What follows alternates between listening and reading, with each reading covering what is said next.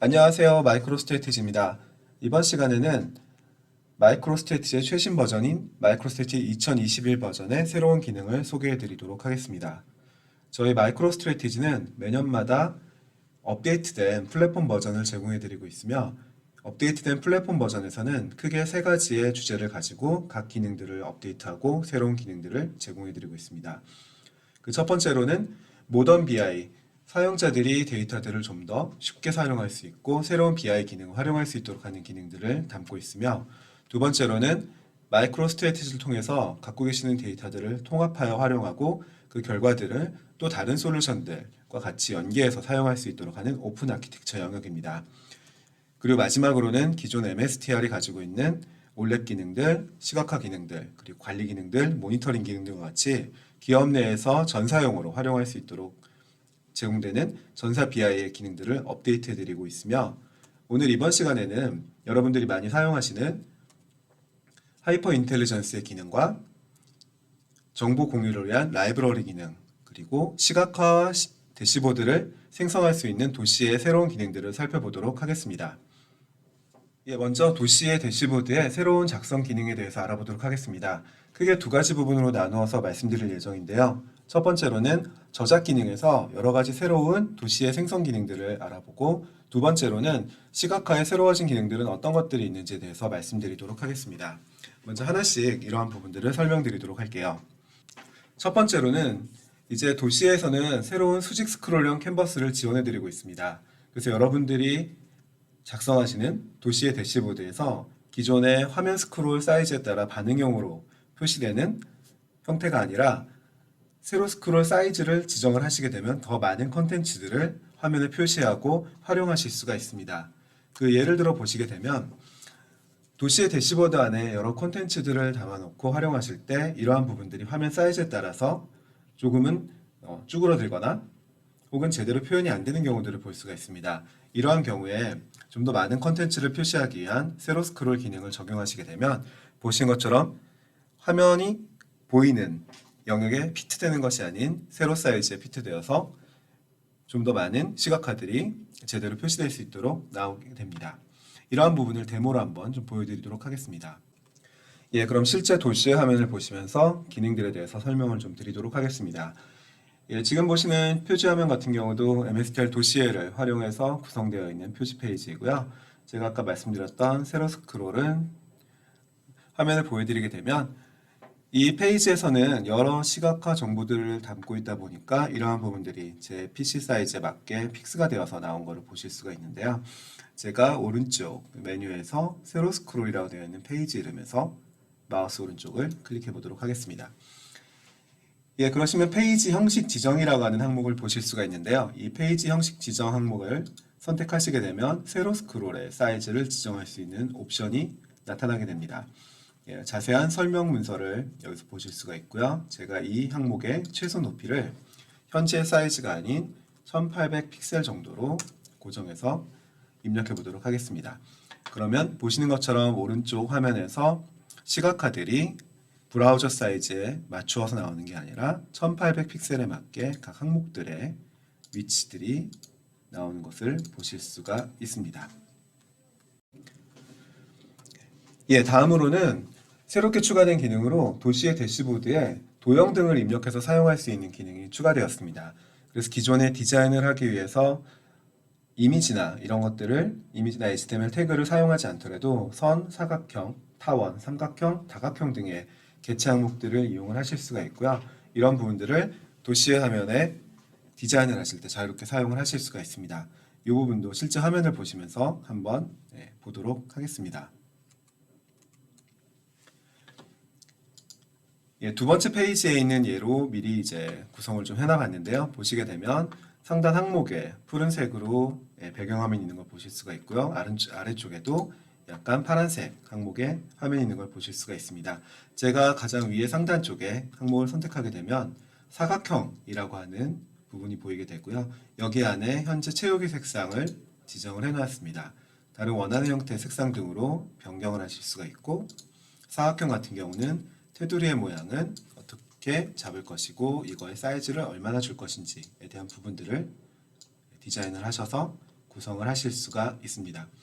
예, 물론 새로운 이제 항목들을 추가하시는 것들도 자유롭게 상단 쪽에서 선택을 하시게 되면 상단 항목에서 원하는 모양들을 구성을 하실 수가 있고요.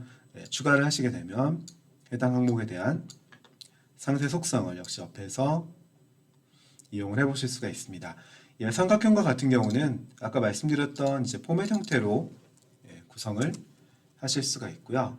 그 외에도 오른쪽 정렬을 통해서 항목을 표시하고 그 사이즈를 조절을 해서 구성을 하실 수가 있겠습니다.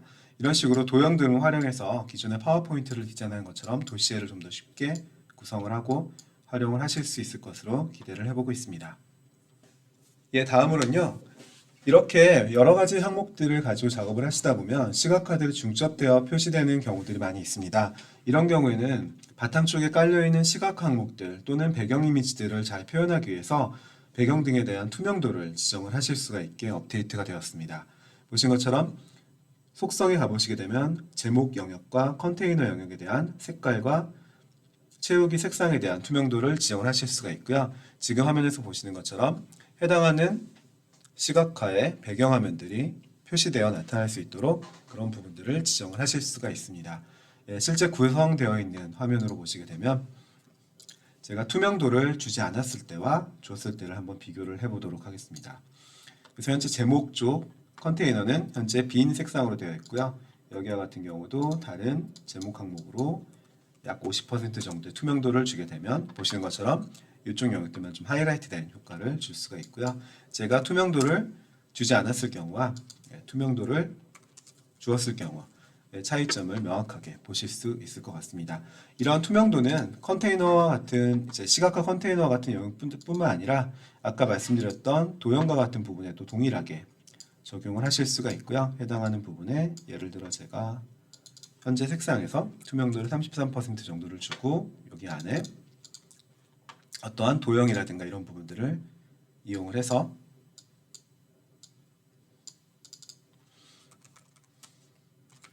고객수 현황이라고 하는 항목을 주고 사이즈를 조금 키워볼게요. 역시 채우기를 없음으로 설정하시거나 또는 특정 색상을 사용했을 때 약간 투명도를 주어서 표시할 수 있는 방식 등으로 구성을 해보실 수 있을 것 같습니다. 네, 다음으로는 텍스트의 오토 사이즈를 지원하고 있습니다.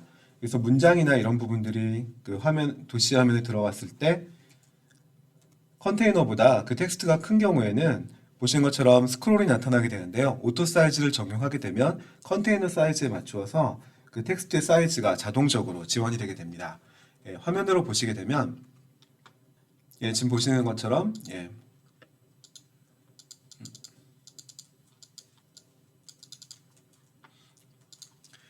화면으로 보시게 되면 오토 사이즈가 적용되지 않은 경우와 오토 사이즈가 적용된 것의 차이를 보실 수가 있습니다. 해당하는 텍스트 항목을 선택하시고 왼쪽 속성창에서 오토 사이즈 부분에 체크를 해주시게 되면 텍스트 사이즈를 지정하는 부분은 비활성화가 되고 그 안에 텍스트가 보시는 것처럼 자동적으로 컨테이너 사이즈에 맞게 확대되거나 또는 작게 표시되거나 하는 것들을 아실 수가 있습니다. 이러한 부분은 모바일 등이라든가 또는 사용자의 PC 환경에 따라서 그 텍스트들의 사이즈들이 달라지는 경우에 유용하게 사용을 하실 수가 있습니다.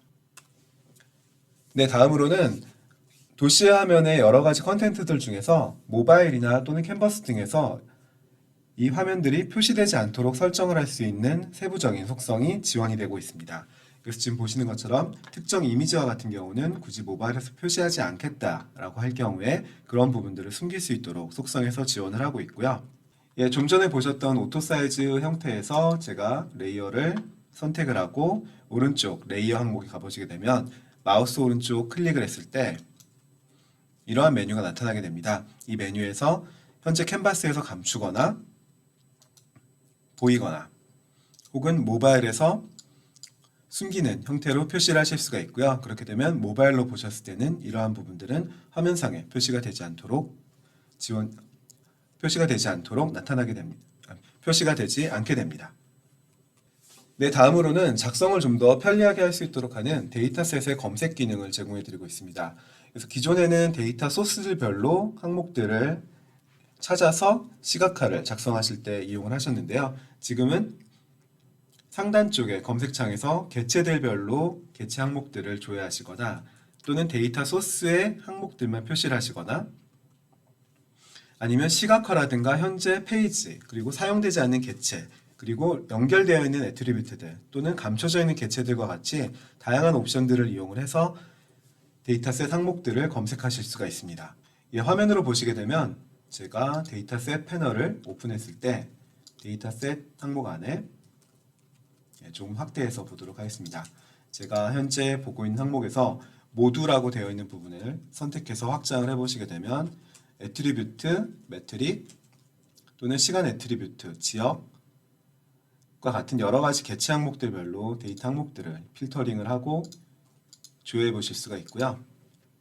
그리고 현재 어느 시각화에 사용되고 있는 애트리뷰트들만 현재 사용하고 있는 애트리뷰트들만 보시고자 할 때는 제가 선택한 시각화를 선택했을 때 거기에 해당하는 애트리뷰트만 나오는 걸 보실 수가 있습니다. 또 다른 시각화를 보시게 되면 현재 제가 선택한 시각화 대시보드에 따라서 왼쪽에 데이터 세트에 보여진 항목들이 바뀌는 걸 보실 수가 있고요. 현재 페이지에서 이용되고 있는 데이터셋 항목들은 어떤 것들이 있는지에 대해서도 쉽게 필터링을 하실 수가 있습니다. 다음으로는 필터 기능에 대해서 알아보겠습니다. 기존에 제공되고 있는 필터 기능에 새롭게 추가된 항목으로 동적 필터 기능과 항목값 정렬 기능을 제공하고 있습니다. 항목값 정렬은 필터가 표시될 때 필터의 정렬 기준을 ID 폼이나 또는 데스크립션 폼 둘 중 하나로 선택을 하실 수가 있고 오름차순, 내림차순 정렬을 수행하실 수가 있습니다. 그리고 필터를 설정할 때 고정되어 있는 항목값을 선택하는 것이 아니라 처음 n개 또는 마지막 n개와 같이 동적으로 업데이트된 데이터 항목의 요소를 필터로 설정을 하실 수가 있습니다. 특히 기간, 월이나 연과 같은 기간 항목들을 이용해서 필터링을 하실 때 굉장히 유용하게 적용을 하실 수가 있고요. 실제 화면으로 한번 보도록 하겠습니다. 제가 페이지에서 필터 영역을 선택해 보도록 하겠습니다. 기존에 올라가 있는 필터가 현재 있는 걸 보실 수가 있고요. 이거 외에 제가 새로운 필터를 추가해서 가져다 놓게 되면 보시는 것처럼 기본 정렬 속성을 따라가게 되는데요.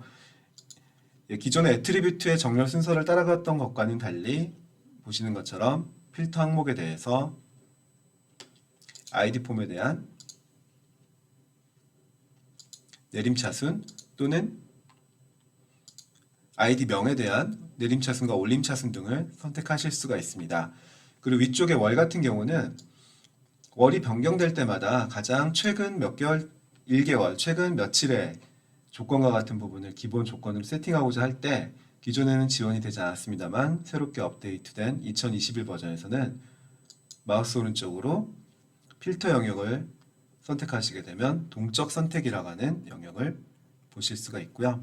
이 동적 선택에서 처음 몇 개 요소를 선택할 것인지 또는 가장 나중 몇 개 요소를 선택할 것인지와 같은 항목들을 지정을 하시게 되면 보신 것처럼 필터 영역이 11월, 12월 두 개의 월로 바뀐 것을 보실 수가 있습니다. 나중에 데이터가 업데이트되어서 2017년 1월이 들어오게 되면 2017년 1월, 2016년 12월 두 가지 항목이 자동적으로 선택되도록 세팅이 가능하게 됩니다. 다음으로는 역시 동일하게 필터 쪽의 기능인데요. 이 필터가 적용이 될 때 이 필터의 적용 대상이 현재 챕터인지 아니면 이 동일한 필터를 가지고 있는 다른 챕터에도 같이 적용이 될지를 설정하실 수가 있습니다. 이 항목이 설정이 되게 되면 제가 챕터 A에서 특정 월을 선택했을 때 다른 챕터에 있는 월 조건에도 동일하게 제가 선택한 항목이 적용이 되게 됩니다. 좀 전 데모에서 제가 2016년 12월만 선택해서 보도록 하겠습니다. 지금 보시는 이 필터 같은 경우는 선택 항목의 적용 대상인 전체 필터가 포함된 모든 챕터로 지정이 되어 있고요. 제가 다른 챕터로 이동을 하게 되면 그 다른 챕터에서도 12월이 적용된 걸 보실 수가 있습니다. 반대로 여기서 11월로 선택을 하고 아까 챕터로 이동을 해보게 되면 거기서도 역시 마찬가지로 2016년 11월이 조건으로 선택된 것을 보실 수가 있습니다. 그래서 도시애를 분석하실 때 필터들을 동일한 조건으로 맞추기 위해서 각 챕터들마다 세팅했던 것들을 한 번에 적용해서 사용을 하실 수가 있고요. 이러한 이제 설정과 같은 경우는 언제든지 다시 원래대로 설정하셔서도 사용을 하실 수가 있습니다. 예, 저작 기능에 대해서는 여기까지 말씀을 드리고 이어지는 순서에서는 차트에 새롭게 업데이트된 기능을 말씀드리도록 하겠습니다.